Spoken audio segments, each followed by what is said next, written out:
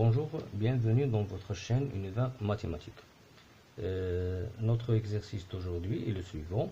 On va déterminer d'après ce schéma on va déterminer les coefficients A, B et C qui sont des réels pour que G, le point G, on bouge ici, soit le barycentre des points A affecté de A, B affecté de B et C affecté de C.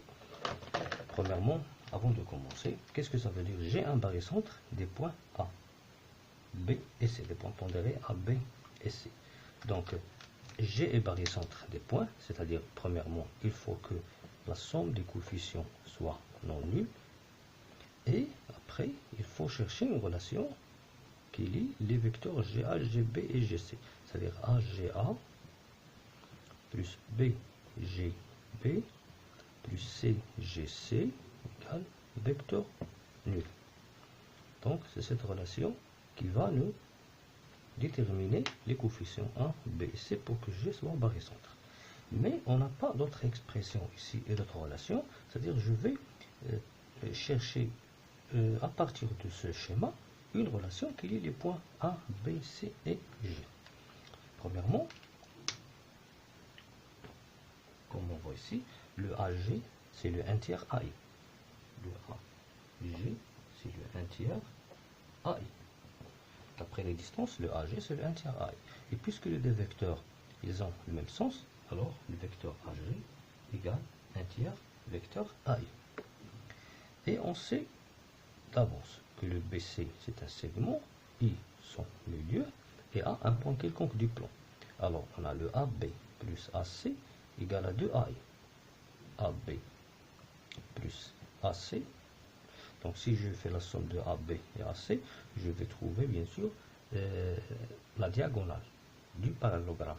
Donc je vais trouver A par exemple M ou bien AD. Donc, et cette diagonale, ce n'est que le double de AI. Donc, c'est égal à 2 AI. Par suite, je peux ici écrire que AI égale à quoi? Égale à 1 demi AB plus AC. D'où le AG est égal à 1 tiers fois le AI. Le AI, c'est 1 demi fois AB plus AC. Donc, le AG égale 1 tiers fois 1 demi, c'est 1 sixième, facteur de AB plus AC. Donc, je vais éliminer ce dénominateur 6, je vais multiplier le terme de gauche et droite par 6, je vais trouver 6 AG égale à AB plus AC. Donc, c'est à partir de cette relation qu'il y a des points A, B, C et G que je vais chercher la relation pour définir le barycentre G. Donc, d'après cette relation, je vais la transformer pour trouver celle-là. Donc, premièrement, je vois les vecteurs, ici GA, GB, GC. Ici, j'ai le AG, le AB et le AC. Ici, je vais décomposer le AB par le point G et le AC par le point G. Ça va devenir 6 AG égale à, d'après la relation de Charles, AG plus GB plus ici AG plus GC.